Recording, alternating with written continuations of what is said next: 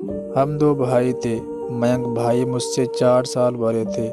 माँ बाप ने हमारी परवरिश बहुत अच्छे से की थी ताकि पढ़ाई में कोई कम ना रहे। हम सबकी बहुत अच्छी आदत थी, लेकिन बाबा की सैलरी काफ़ी कम होने की वजह से मैं मैट्रिक से आगे ना पढ़ सकी। उन दिनों माँ बहुत बीमार थी और बाबा की सारी सैलरी तकरीबन उनके इलाज पर ही खर्च हो जाती थी। भाई मयंक काम ढूंढ रहे थे, लेकिन उनको कहीं अच्छी नौकरी ना मिली। हमारे घर के बराबर में एक कोठी थी जो काफ़ी समय से खाली पड़ी थी। कोठी के मालिक और उनकी फैमिली कनाडा शिफ्ट हो चुके थे। वो कभी कभी आते थे, इसी वजह से उनका घर नहीं बिकता था। जब मालिक ही मौजूद ना हो तो मकान कैसे बिकेगा। उस कोठी की 4 दीवारी बहुत नीची थी, खास तौर पर वो दीवार जो हमारे और उनके घर के बीच थी। कोठी के ठीक सामने एक छोटा सा बागीचा था जिसमें फूल पौधे, आम और जामुन के पेड़ लगे थे। जब जब उन पेड़ों पर फल आते तो हम दीवार से कूदकर उधर चले जाते और कच्चे आम और जामुन खूब मज़े से खाते थे। सुरेश साहब, जिनकी ये कोठी थी, बहुत सालों तक पड़ोसी रहे थे। पहले उनका मकान छोटा सा था। जब उन्हें रहते रहते कुछ वक्त गुजर गए तो पुराना घर तोड़कर दूसरी कोठी बना ली। कुछ साल उसमें रहे और फिर कनाडा चले गए। उनको वहाँ शिफ्ट हुए 9 साल बीत चुके थे और तब से ये कोठी कभी कभार खुलती थी। बाबा जी एक पड़ोसी के नाते सुरेश अंकल की इस जायदाद की देखभाल कर लिया करते थे। ऊपर वाले ने पड़ोसियों को तरक्की दी। वो दौलत के मामले में खुशहाल होते गए। हमारा घर छोटा सा बना हुआ था। आसपास बंगले और कोठियाँ बनती गई।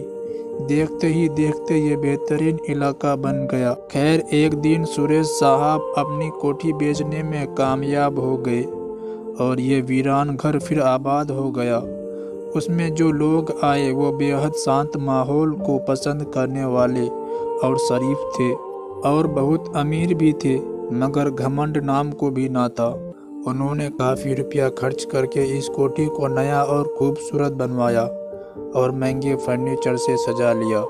नए पड़ोसियों ने मुलाकात में पहल की और एक दिन वो माँ बेटी हमसे मिलने आ गई, जबकि हमारे घर में गुर्बत का राज था। लेकिन वो बहुत अच्छे लोग थे, पड़ोसी की अहमियत को अच्छी तरह से जानते थे। माँ के साथ उन्होंने घुल मिलकर बातें की। नई पड़ोसी ने अपने पति का नाम दिनेश और बेटी का नाम मोनिका बताया।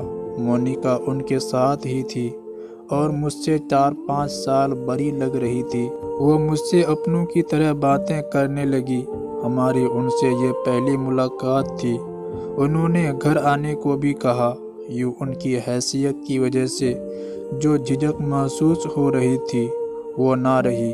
हमारे घर का टीवी पुराना था, खराब हुआ तो दोबारा ना ले सका। मैं अब टीवी देखने उनके घर चली जाती थी।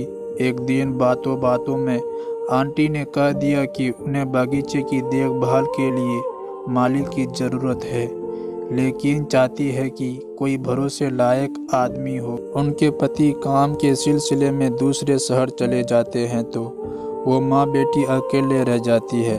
इसलिए वो किसी भरोसेदार नौकर को बागीचे के लिए रखना चाहती थी, जो घर के अंदर भी आए तो किसी किस्म की कोई खतरा ना हो। ये इलाका और मोहल्ला उनके लिए बिल्कुल ही नया और अजनबी था। वो किसी को ना जानते थे। काम वाली बाई के लिए भी उन्होंने माँ से कहा कि अगर आपकी भरोसे वाली कोई औरत हो तो ही भेजें। बार बार जब माली और नौकर के लिए बाबा जी से कहा तो बाबा ने कह दिया, जब तक कोई भरोसे के लायक नौकर आपको नहीं मिल जाता तब तक मयंक को बुलवा लिया करें। मेरे बेटे को अपना समझे। मैंने इसकी अच्छी परवरिश की है। आपको इससे कोई शिकायत ना होगी। ये तो वैसे ही काम कर दिया करेगा। ये तो कहने की बात थी। दरअसल उन दिनों हमको रुपये पैसों की ज़रूरत थी। मयंक की कहीं नौकरी ना लगती थी क्योंकि वह बस मैट्रिक पास था और ये अपने नौकर को 10,000 सैलरी देने को तैयार थे। उस वक्त हमारे लिए 10,000 बहुत थे, बाबा जी ने मयंक को समझा दिया कि सैलरी को हरगिज ना लेना, वो खुद जिद करके दे तो ले लेना। उस घर को अपना घर और उनकी इज्जत को अपनी इज्जत समझना और कोई ऐसी हरकत ना करना जिससे हमें शर्मिंदा होना पड़े, क्योंकि मैंने उनको ये कहा है कि आपकी तकलीफ़ दूर करने को मेरा बेटा हाजिर है। इतने दिन आपकी मदद करेगा जब तक आपको माली या नौकर वगैरह नहीं मिल जाता। ये रोज़ आपके घर आकर आपके काम कर दिया करेगा। बाबा की बात मयंक भाई को अच्छी तरह समझ आ गई। यूं तो वो बेहद शरीफ लड़का था, सिगरेट पीता और न फिल्म देखने की उसे लत थी। वो कोई नशा भी न करता था, सीधा सादा था। कभी उसने किसी लड़की को गलत नज़रों से नहीं देखा था। माँ जो काम कहती घर के सारे काम कर देता। माँ बाप को मयंक से अच्छी उम्मीदें थी। मयंक भाई आंटी के काम करने लगा। बागीचे की देखभाल और सौदे सामान के अलावा जो औरतों के बस की नहीं होते, जैसे कि केबल लगवाना, इलेक्ट्रीशियन को बुलाकर कोई काम करवाना वगैरह वगैरह, वो मयंक को अपने बेटे जैसा समझती थी। वो घर के अंदर बाहर भी आ जा सकता था। और मैं रोज आंटी के घर टीवी देखने जाती तो वो लोग मेरी भी खूब सेवा करते। दुनिया में ऐसे लोग कम ही होते हैं। एक रोज रात को मेरी आंख खुली, मुझे प्यास लगी, पानी पीने को उठी तो देखा भाई की चारपाई खाली पड़ी थी। दीवार के उधर किसी की आवाज़ सुनाई दे रही थी। तभी मुझे शक हुआ और मैंने अपने घर की सीढ़ियों पर चढ़कर मोनिका के घर में झांका। हमारी सीढ़ियों से उनके घर का बागीचा नजर आता था। चांदनी रात थी। चांद की रोशनी में मैंने अपने भाई को मोनिका के बहुत करीब पाया। दोनों एक दूसरे के कानों में बातें कर रहे थे। मेरा दिल धक से रह गया। मैं डरी डरी सीढ़ियों से नीचे उतरी और चारपाई पर लेट गई। सोचने लगी, अगर बाबा की आंखें खुल जाए और उनको यूँ रात में बातें करते देख ले या फिर आंटी ही देख ले तो हमारा क्या भरम रह जाएगा। मुझे नींद न आई। तकरीबन 1 घंटे बाद मेरा भाई दीवार कूदकर सीढ़ियों पर आया और दबे कदमों आकर अपनी चारपाई पर लेट गया। मेरी सांस रुक गई थी, जैसे सांप सूंघ गया हो। बहुत प्यास लगी थी मगर पानी पीना भूल गई थी। सुबह अपने मासूम सूरत भाई को रोजाना की तरह नॉर्मल अंदाज से बातचीत करते पाया तो रात के किस्से को एक ख्वाब समझकर भुला दिया। इस बारे में किसी से बात ना कर सकती थी। माँ बाबा यहाँ तक के मयंक भाई से भी नहीं होठ सी लिए हैं। भगवान मेरे भाई पर रहम करे, उसे कैसे मना करूँ, शर्म आती थी। सोचा जो होगा देखा जाएगा। कुछ दिन बाद एक रात जब हल्की हल्की बारिश हो रही थी और सब घर वाले अंदर थे, मैंने देखा कि मयंक और मोनिका दीवार के पास खड़े एक दूसरे से बातें कर रहे हैं।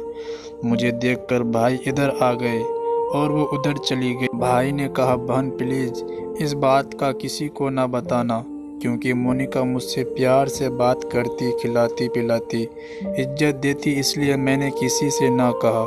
उसके बाद वो कहाँ मिलते या छुपकर बातें करते मुझे नहीं पता। फिर बात उस हद तक पहुंच गई कि जब बात छुपा नहीं सकती थी तो तब मोनिका ने सारी बात अपनी माँ को बता दी और कहा कि मयंक से मेरी जल्द से जल्द शादी करवा दो, वरना आपकी इज्जत दांव पर लगी है। उन्हीं दिनों मोनिका के बाबा अपने कामों से फ्री होकर आ गए। आंटी ने इस बात को पता नहीं अपने पति को बताया भी या नहीं, क्योंकि मोनिका की मंगनी बचपन में उसके बाबा के दोस्त के बेटे से हो चुकी थी। उन्होंने जल्दी से घर बेच दिया और अपनी लड़की को लेकर दिल्ली चले गए। किसी बात के खुलने से पहले ही उन्होंने मोनिका की शादी उसके मंगेतर से कर दी। हमारे बाबा तक के पास इस बात का जिक्र नहीं किया और न ही बेटी की शादी में हमें बुलाया। यूँ हमसे उनकी बातचीत हमेशा के लिए ख़त्म हो गई। उनके जाने के बाद मयंक काफ़ी महीने गुमसुम और गमज़दा रहा। उसने कई दिन कुछ खाना खाया ना पिया, मुर्दा सा पड़ा रहता। वक्त गुजरता गया और वक्त गुजरते देर नहीं लगती। कुछ सालों बाद माँ की मृत्यु हो गई। बाबा रेलवे से रिटायर हो गए तो उनकी जगह मयंक भाई को नौकरी मिल गई, लेकिन भाई का ट्रांसफ़र दिल्ली में सदरा रेलवे स्टेशन पर हो गया। और यूं हम सब भी दिल्ली में आ गए। और फिर वहीं मेरी मौसी जी ने अपनी किसी जानने वाली से मेरे भाई का शादी करवा दी। एक दिन मैं मौसी जी के साथ बाजार गई। बता दी चलूँ, हमारी मौसी पहले से ही दिल्ली में रहती थी। हम एक दुकान पर शॉपिंग कर रहे थे कि अचानक वहीं मोनिका आ गई। उसके साथ 2 बच्चे भी थे। मुझे देखकर उसकी आंखें चमक उठी, गले मिली और एक तरफ ले आई। बोली, तुम्हारे माँ बाबा कैसे हैं और मयंक का क्या हाल है? मैंने बताया कि माँ का स्वर्गवास हो गया है और मयंक भाई का ट्रांसफ़र होने की वजह से अब हम सब यहीं पर रहते हैं। और उसने ज़्यादा सवाल जवाब ना करते हुए मुझे जल्दी से कहा, अच्छा एक बात कहनी है, जल्दी से सुन लो। मेरा पति सामने की दुकान में अपने लिए कुछ शॉपिंग कर रहा है और मैं इधर बच्चों के कपड़े लेने आई थी। देखो, ये मेरा बेटा है मोहित, तुम लोगों की अमानत है, तुम इसे ले जाओ और मयंक को कहना इसे उस ईश्वर का तोहफा समझ कर रख ले। मैं अपने पति से कह दूंगी कि वो बाजार में कहीं खो गया है। मैंने इनकार कर दिया और बताया कि मयंक भाई की शादी बाबा ने कर दी है, 5 साल हो चुकी है, लेकिन उनकी औलाद नहीं है। कहने लगी, फिर तो और अच्छा है, मोहित के रूप में उसे औलाद मिल जाएगी। इतने में मौसी ने अपनी शॉपिंग कर ली और वो अब मेरी तरफ आ रही थी। मैंने मोहित का हाथ थामने से इनकार कर दिया तो मोनिका ने कसम दी कि किसी तरह अकेली दोबारा यहाँ मिलो, मुझे तुमसे कुछ बातें करनी है। उसने जल्दी से अपना फ़ोन नंबर भी लिख दिया। इतने में मौसी जी मेरे करीब आ गई और हम दुकान से निकल गए। घर आकर मैंने भाई से मोनिका का जिक्र तक ना किया। फिर एक 3 सहेली के यहाँ कहकर दोबारा उसी जगह गई, क्योंकि मोनिका ने कसम दी थी और मैं भी उसके राज को जानना चाहती थी जो अधूरा रह गया था। फ़ोन पर बात करने के बाद जब वहाँ पहुँची तो वो पहले से ही वहाँ मौजूद थी। आज उसकी बेटी साथ न थी, लेकिन बेटे को साथ लाई थी। कहने लगी, तुमको भगवान का वास्ता मोहित को मयंक के पास ले जाओ, मैं अपने पति से कह दूंगी कि गुम हो गया है। आखिर ऐसा क्यों? आप अपने पास से इतने मासूम बच्चे को क्यों जुदा करना चाहती है? बस इसकी कोई वजह है। देखो ना, बच्चे तो अपने खानदान के चिराग होते हैं। जिस बाग का फूल है उसी बाग में अच्छा लगता है। तुम खुद समझदार हो और क्या कहूँ। बेशक मयंक भाई की औलाद नहीं है, लेकिन भाभी किसी और के बच्चे को क्यों अपनाएगी, ये तो सोचिए। फिर ऐसा जुल्म क्यों करना चाहती हो आप? आपका बच्चा क्या आपको याद नहीं करेगा? ज़रूर करेगा, लेकिन कुछ महीने बाद भूल जाएगा। तुम उससे सगी बुआ जैसा प्यार दोगी, मयंक का प्यार भी इसे मिल जाएगा और मेरी मोहब्बत जो अभी तक मयंक के लिए मेरे दिल में जिंदा है उसे सुकून मिलेगा। मोहित के जरिए ही मेरा संबंध मयंक से जुड़ा रहेगा। उफ मेरे भगवान, मैंने सोचा कि क्या कोई औरत मोहब्बत में इस कदर दीवाने हो सकती है कि वो अपने बच्चे को इस मोहब्बत के लिए कुर्बान कर दे कि बस अपने महबूब से संबंध को जोड़ रखने के लिए। हरगिज नहीं, यह मुमकिन ना होगा। तभी मैंने मोनिका से कहा, दीदी अभी मैं मोहित को नहीं ले जा सकती। जिस रोज़ भाभी मायके गई होगी तो मैं आपको फ़ोन कर दूंगी और फिर उसे घर ले जाऊंगी। तब हम भाभी को बहाना भी कर सकते हैं कि हम इस बच्चे को गोद लेने के लिए किसी से लाए हैं। कह देंगे कि मयंक भाई के दोस्त जिसकी पत्नी इस दुनिया में नहीं रही, शायद इस वजह से भाभी मोहित को रखने पर राजी हो जाए। वो कुछ मायूस सी हो गई, लेकिन मैं उसके जज्बाती फैसलों की खातिर कोई बड़ा खतरा मोल नहीं लेना चाहती थी। डबडबाई आंखों से मोहित को बाय किया, जिसकी शक्ल इस वक्त मयंक भाई से मिलने लगी थी।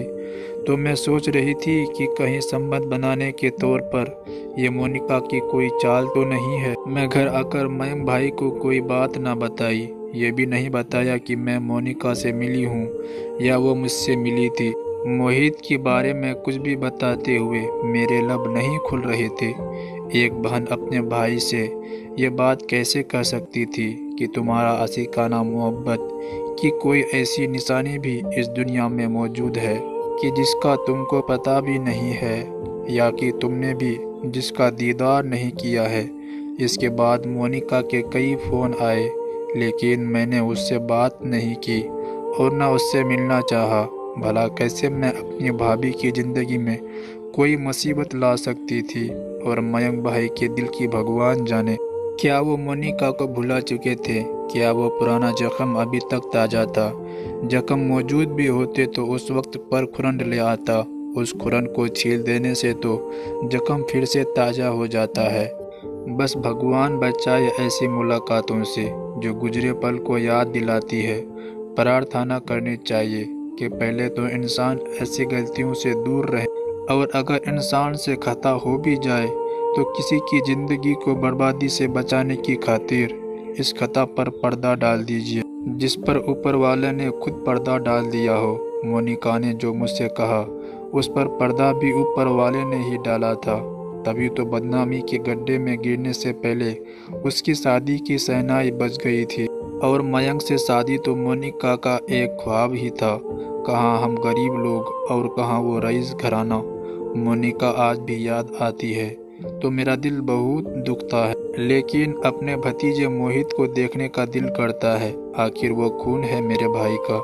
लेकिन क्या करूं, ऐसा मुमकिन नहीं कि दोबारा मिल सकूं, क्योंकि ऐसा करने से मोनिका फिर यही कहती कि मोहित को ले जाओ। भला ये कैसे हो सकता था? कभी कभी दिल करता है कि भाई को सब बता दूं, शायद वो कोई ऐसा रास्ता निकाल ले कि मोहित को ले आए। लेकिन फिर शर्म आती है, कैसे कहूँ ये सब भाई से कि तुम्हारा एक नाजायज औलाद भी है जो कि मोनिका के पेट से हुई है। और फिर ये भी डर है कि मोनिका कब तक मोहित से जुदा रहेगी। आखिर वो भी माँ है, कभी तो उसका भी दिल करेगा मिलने को। और फिर वही मुसीबत कि भाई और मोनिका का आमना सामना होगा और कोई नई मुसीबत जन्म ले। बस इसलिए ये राज अपने सीने में दफन कर लिया। लेकिन सबको ये ज़रूर कहूँगी कि भगवान के लिए ऐसी गलती ना किया करे कि जिसकी सज़ा भी बहुत भयानक हो। आज भी सोचती हूँ कि अगर इन दोनों की मोहब्बत का दुनिया को पता चल जाता तो माँ बाप तो जीने के लायक ही ना रहते। ये तो बस ईश्वर की कृपा थी कि उसने भाई की हुई हर गलती पर पर्दा डाल रखा है। तो दोस्तों, आज की कहानी आपको कैसी लगी कमेंट में ज़रूर बताएं। और आज की कहानी से आपने क्या सबक सीखा है वो भी कमेंट में बताएं। वीडियो को लाइक कर दीजिए और चैनल को सब्सक्राइब करके घंटी को दबाकर ऑल पर सेट कर लीजिए ताकि आने वाली वीडियो आपको तुरंत मिले। मुझे दीजिए अगली वीडियो तक इजाज़त, तब तक के लिए धन्यवाद।